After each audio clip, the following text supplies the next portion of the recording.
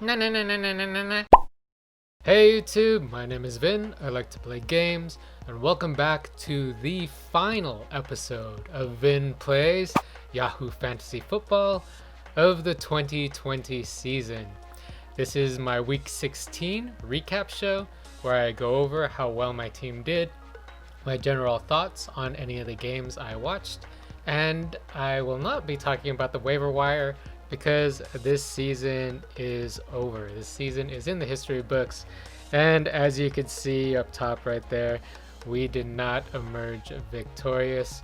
We have been felled. We have suffered a crushing and overwhelming defeat at the hands of our opponent here, Von like Donkey Kong. Very sad day and week. Well, not too sad. It is New Year's Eve, so happy New Year's to everybody. But anyways, let's go ahead and jump into our matchups a bit. Yeah, you know what, this week this match was pretty much decided during the first game, that first game on Friday, with Alvin Kamara. You know what, if you haven't heard, if you have been living under a rock and have been staying away from football this season, then you did not hear the nuclear explosion that was Alvin Kamara on Friday against the Minnesota Vikings, because he racked up 54.7 fantasy points, 6 touchdowns, 6 rushing touchdowns. Can you believe that? Holy crap. Man, he had the highest output of the entire season, including quarterbacks. He had the third highest fantasy output in history. Third, and that is also including quarterbacks. He just destroyed the Vikings this game and thusly destroyed my team. My chances were basically nil after this game, because you know what, if a player on the opposing team or a player on your team scores enough for 4 players, then you know what, the match is pretty much over. And that pretty much happened to us this week. So, you know, hand clap, you know, golf clap to Alvin Kamara, to Von like Donkey Kong for having him on his squad. But yeah, poor us, man. He ripped out our heart and stomped on it really early. We had no shot after his performance. But anyways, looking up top, just looking at the general scores, yeah, 161 points for Von like Donkey Kong. And you know, not so a super bad week for us at 136. That's just at about what we are projected to get. It is a bit lower than what we have been getting. Our team kind of peaked a bit early. There was a stretch during the regular season where we were getting about 4 or 5 games where we were getting 140 plus points every week, and we actually did have a few 160 point games as well. Too bad that we didn't get any of those games this week. But I guess, you know, averages tend to balance things out, and we've fallen back to earth a little bit. But 136 points, that is very it's pretty good. You know, most cases it'll win you a week. At least in my league, most cases will win you a week. But not when Alvin Kamara is scoring 1 billion points. Oh my goodness. And you know what, doing the math real quick in my head, if Alvin Kamara scored something, you know, normal, like, you know, normal human being instead of freaking Superman level, then like if he scored 20 to 25 points, if he scored half the points that he scored this week, then we would have won. I would have won this week. Alvin Kamara, freaking, man, so good. That kid is so freaking good. Oh my goodness. I still can't wrap the whole thing around my brain that one player could score that many points. One non-QB could score that many points. Gee many crickets. But anyways, let's go ahead and go into our quarterback spot. Aaron Rodgers did not disappoint. Aaron Rodgers is a stud. Aaron Rodgers is the GOAT, the best to ever play the game. Yes, I said it. You could quote me on that. I'm saying it now. He did not disappoint during this game. You know, weather conditions were a little bit of a factor here. There wasn't much wind, but it was super cold. There was snow and ice all over the field. It didn't really affect the Packers. Aaron Rodgers did super well, but it seemed to have affected the Tennessee Titans, particularly during the first half of the game. They seemed very tentative. They weren't getting much done. So yeah, they didn't seem like they were accustomed to those kind of conditions, not like the Packers anyways. And Aaron Rodgers ended up throwing 4 touchdowns. He did throw this really odd interception, really odd for him anyways, because it seemed like he wasn't aware of the defender in that area. He didn't see the defender, and typically Rodgers is a lot more aware. During that play. But anyways, one interception, that isn't too bad. And at his rushing yards at 231, that is a little bit on the lower side. But Aaron Rodgers tends to hover around 300 yards anyway, so he just racks up a ton of touchdowns, and that's how he gets most of his points. Going over to the other side with Patrick Mahomes, this is kind of a downer game for him. 23 points against the super plus matchup that is the Atlanta Falcons. I didn't catch too much of this game, but that team, the Chiefs, they're just so good, and they, judging by the score, it looks like it was a bit of a slog.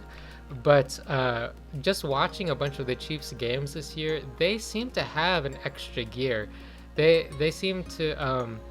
There are some games where they seem pretty lackadaisical, almost like they're bored, and then when they need to turn it on, they can turn it on. And they are the defending champions.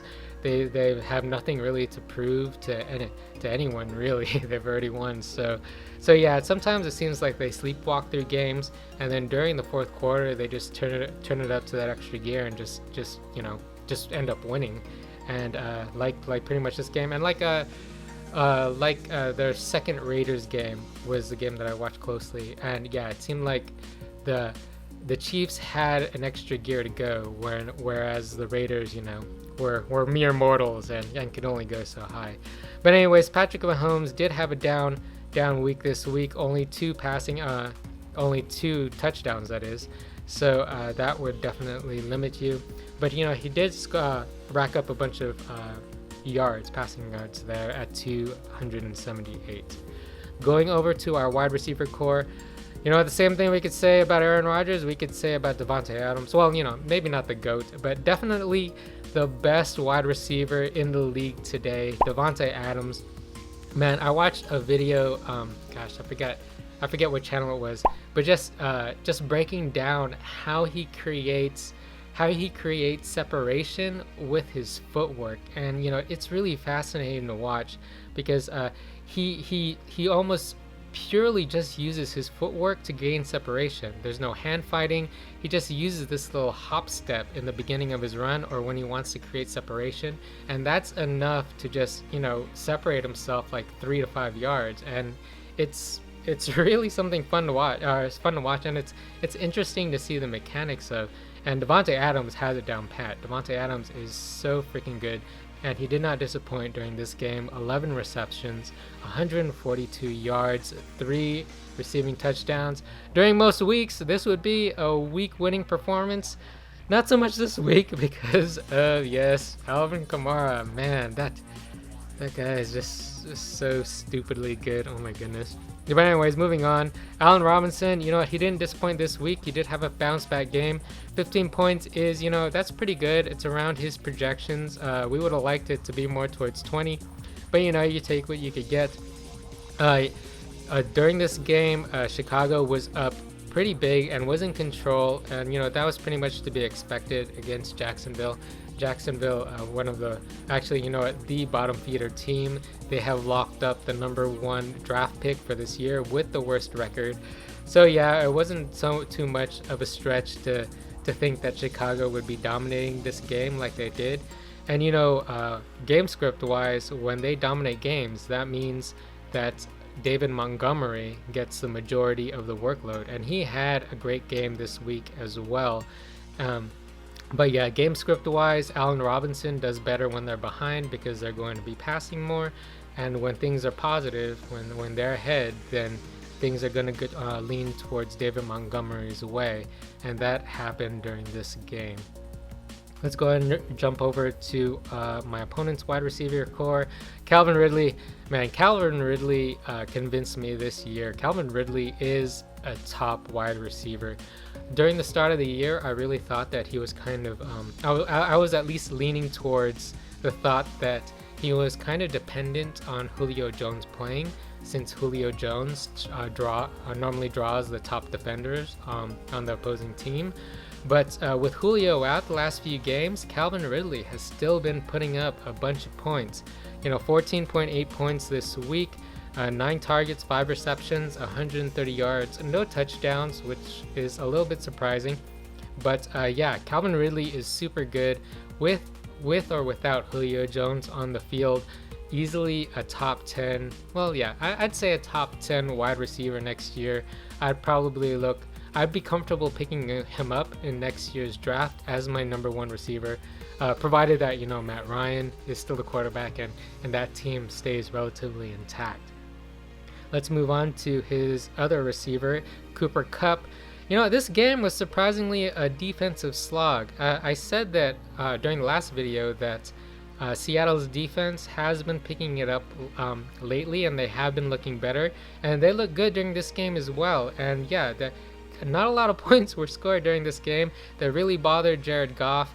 He really couldn't get much going, and not only that, but Jared Goff ended up breaking or dislocating his thumb. And he's actually going to be out this week, and he may be out going into the playoffs as well.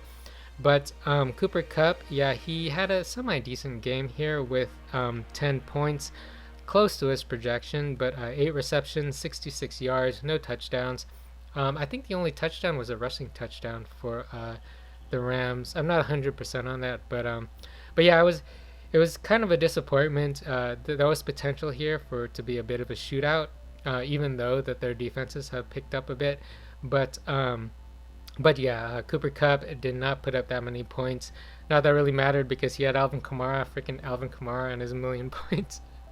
But anyways, let's go over to our running back core. Our running back core kind of disappointed a little bit. Nick Chubb did have 15 points. That's more towards his floor, though. As you can see there, he was projected to have 17 points. So it's kind of a disappointment that he did not have more of an explosion type game this week, particularly against the Jets here.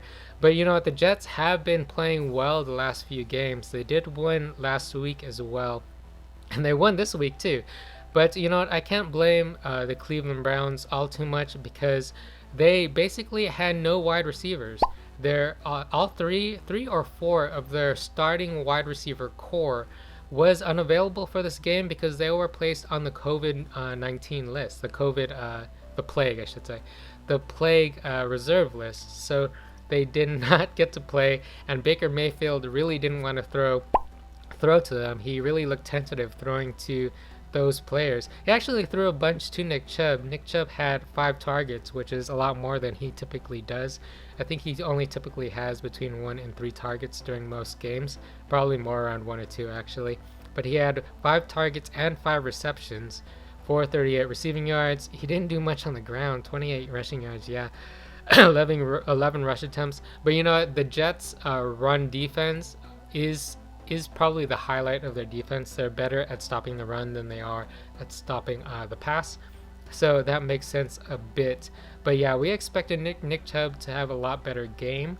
But you know, 15 points, that's pretty much his floor. So as far as how he did this season, you know, outside of his injury, this was a pretty good trade for us as well because as you recall, we ended up giving up Le'Veon Bell and Justin Jefferson. Actually, Justin Jefferson ended up having a spectacular year though. Man, I was debating, I remember now when I was making that trade, I was debating whether or not to give up Marquise Brown or Justin Jefferson, and I thought that Marquise Brown would have a better year since he was the number 1 receiver on his squad. I was 100% wrong with that. But I was actually wrong with Le'Veon Bell too, because I thought Le'Veon Bell would settle in to be a solid running back too. But yeah, he ended up being droppable. Well, not droppable anymore because Clyde Edwards-Helaire is injured and is pretty much out for the rest of the regular season. But before then, yeah, he was pretty much doing nothing on that squad.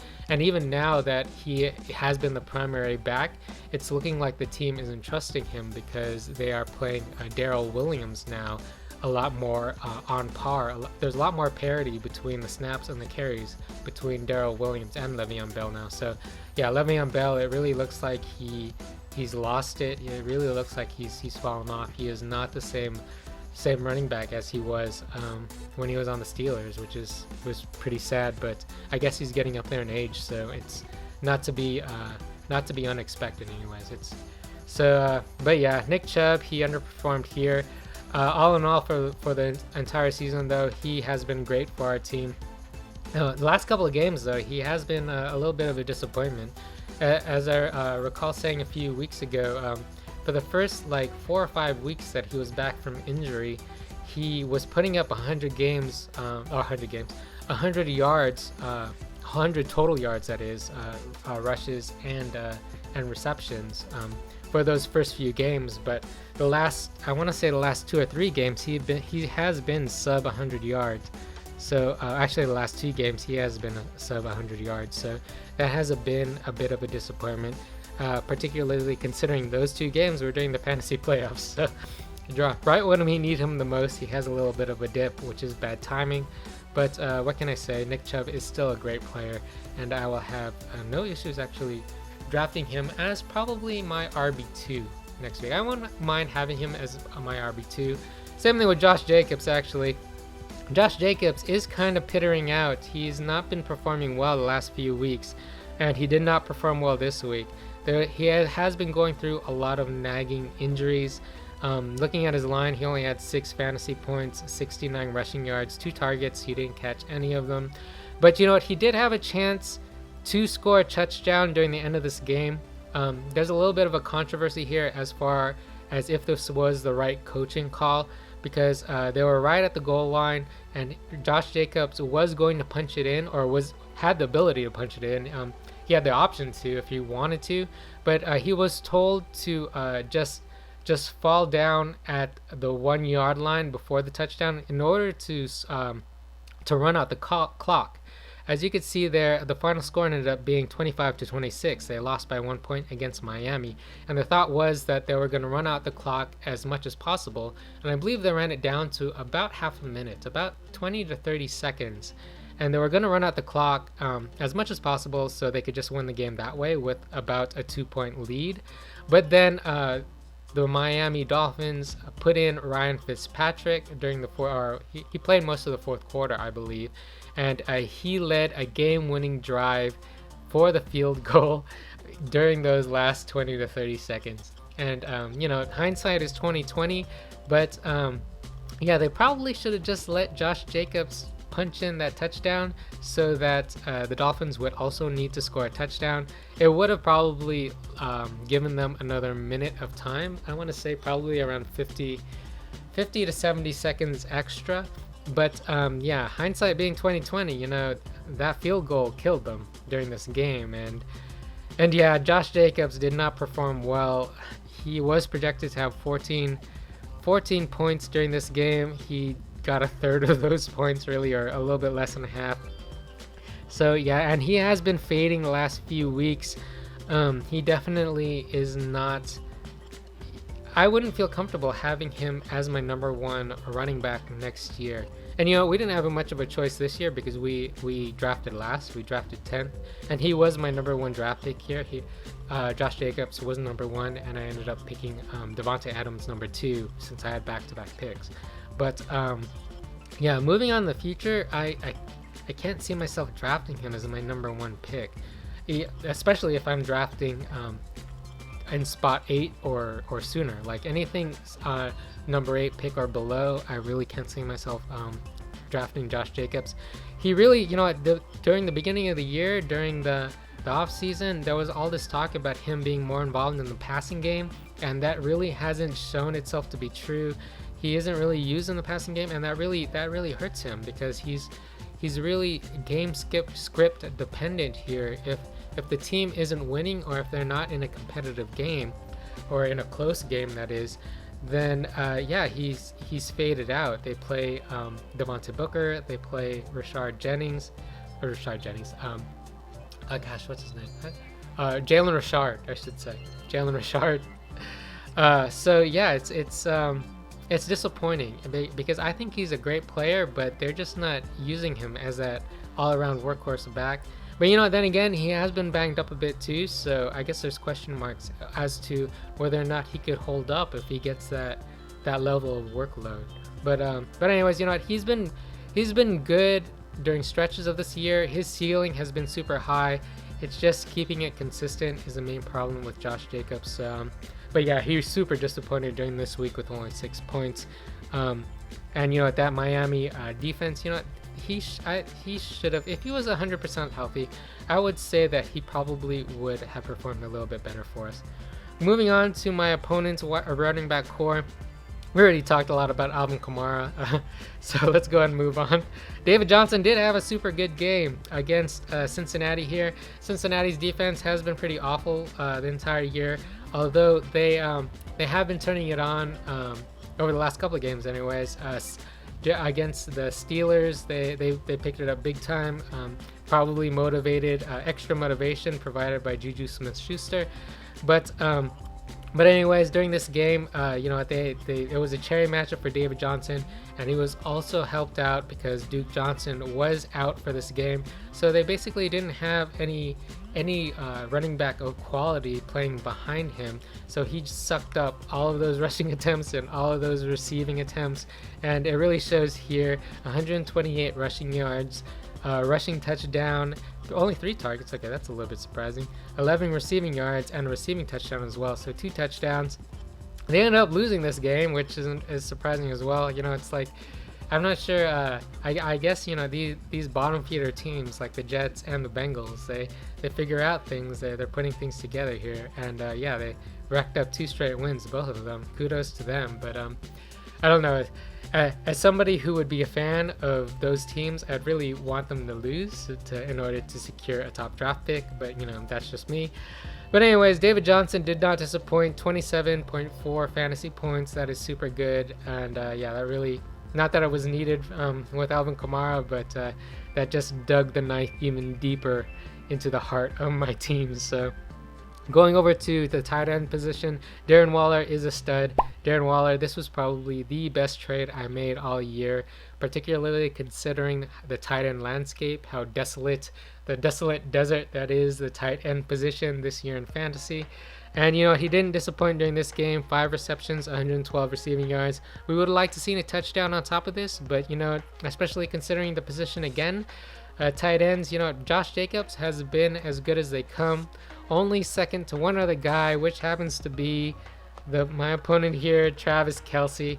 You know what? I heard some stats from I believe it was the Fantasy Footballers, that Travis Kelce, you know, just in total, if he was a wide receiver, he would have finished in the top 5 wide receivers this year. As a tight end, he would have received. He's positioned points wise to be a top 5 wide receiver, and he would be a top 5 running back as well this year. And that's at your tight end position where most of the time, if you don't have Darren Waller or George Kittle when he's healthy, if your tight end doesn't score a touchdown, then he's only scoring like 3 points. You're only getting 3 points, and this guy Travis Kelce is scoring like 15 to 20 points. That's his floor for the year in the tight end position. Man, this guy has been balling out this year. This guy has been a huge advantage for your team if you drafted him this year. He will easily be a number 1, well, not a number 1 overall, but a first round draft pick next year. I probably won't be drafting him because I kind of fade tight ends or drafting tight ends early on for running backs.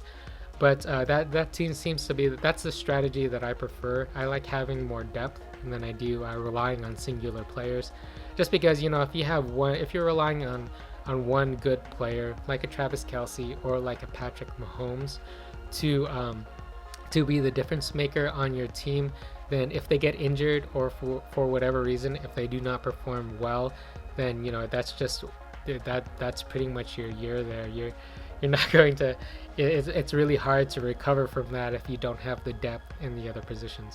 But anyways, Travis Kelce, he really paid off if you drafted him this year, and he's paid off for Vaughn like Donkey Kong.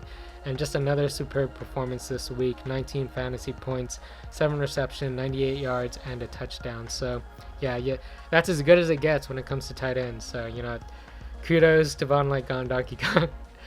Going over to our flex position, we did end up starting Robert Woods. I took that adage to heart. You start your studs. We've started Robert Woods more than we've started anybody on our bench, and he's been more or less reliable for most of the year. He was not reliable this week, though. Again, I was expecting more offensive output to be shown from both teams during this game, and it ended up being more of a defensive slog. And that shows with Robert Woods' line here. He only had about 7 fantasy points. He had a couple of rushing attempts. He had his usual assortment of touches here. A couple of rushing attempts. He had a few targets, 9 actually, which is pretty high for him. 48 receiving yards, no touchdowns though. Robert Woods, he's been pretty solid. I really think that the Achilles heel of this Rams team is their quarterback. Jared Goff, he isn't the worst quarterback in the league, but he doesn't do the team any favors either. And during this game, he looked pretty bad, and that could be shown with the receivers. Cooper Kupp did have a better game, but Robert Woods, I really expected him to do more this week. And what can you say? Game script, when it becomes a defensive slog like that, it's pretty hard to rack up points. Going over to my opponent's flex position, Antonio Gibson. This was, again, I'll say it again, it was a bit heartbreaking because I did draft Antonio Gibson in this league, and I actually did draft him in a bunch of other leagues too that I'm in. I really didn't expect him to be active for this game. I thought that turf toe was going to sideline him for the rest of the season, but he did come back.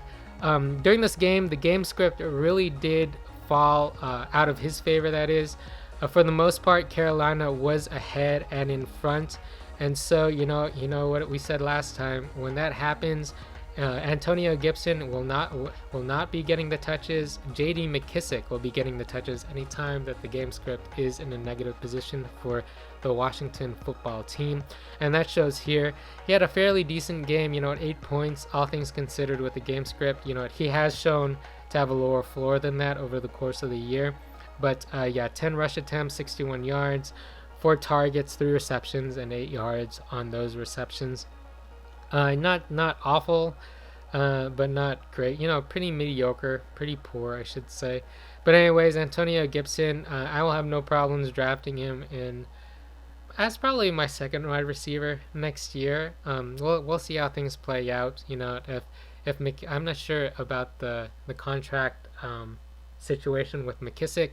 They did release Dwayne Haskins though, so there's no chance that Dwayne Haskins will be the starting QB for next year.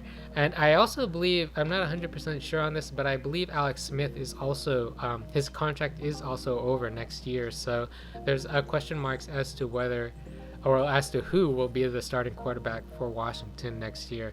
But Antonio Gibson has shown promise this year. He has been super good. I look forward to seeing him play more over the coming years and for his career, to tell the truth. Moving forward, Younghoe Koo had a fart game as well. He's been so good for most of the season. Last couple of games, 2 of the last 3 games, he did perform less than his projections, but what can you say? He was due for a down game.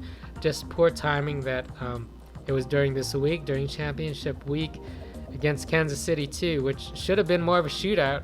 Kind of surprising that it wasn't more of a shootout, but anyways, I can't be too disappointed with Younghoe. He's had a bunch of explosion games, 19 points there, 16 there, 15. Younghoe is a great kicker. I have no problems with drafting Younghoe next season. We ended up starting the Chicago Bears defense because Jacksonville actually did sit James Robinson. He was not playing this game, so I really expected them to do a lot better. The team in total did well because they pretty much blew out the Jacksonville Jaguars, but during garbage time, the Jaguars did put up points, and that really brought down the defensive score here.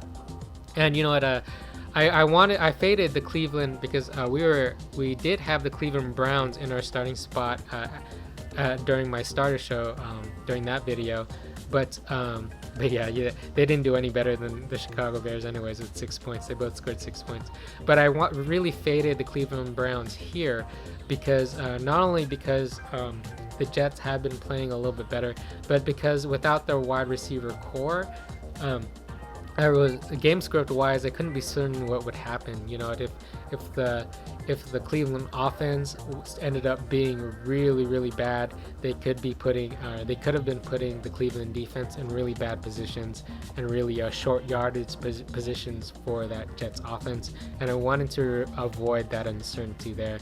But anyway, 6 points for Chicago. That is disappointing. That is below their projection. But you know, what can you do? The process was right, I think, with starting them against Jacksonville, since Jacksonville has been so bad all year. Going over to my opponent's side, Kaimi Fairbairn, you know, he did pretty well. He's been a decent kicker, I think, for most of the year. Yeah, he's been at and around his projections for most of the year. Hasn't had many explosion games like Younghoe, but he's been adequate. He hasn't been losing you weeks, and he definitely didn't lose the week for Von like Donkey Kong this week. Going over to his defense, though, his defense did disappoint here. Cincinnati scored a bunch of points at 37 points, and he ended up getting a negative score. So, you know, lucky for us, or unlucky, not that it really mattered because of freaking Alvin Kamara. But anyways, notable performances on my bench. Deontay Johnson did perform against Indianapolis. That was a negative matchup. Indianapolis's defense has been pretty good this year, but you know, he performed anyways, and the Steelers ended up winning this game.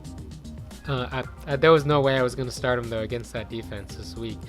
Chris Carson did have a down game as well, but remember, like we said earlier, this ended up being more of a defensive slog, and the Rams run defense is really good, so you know, that was more or less to be expected.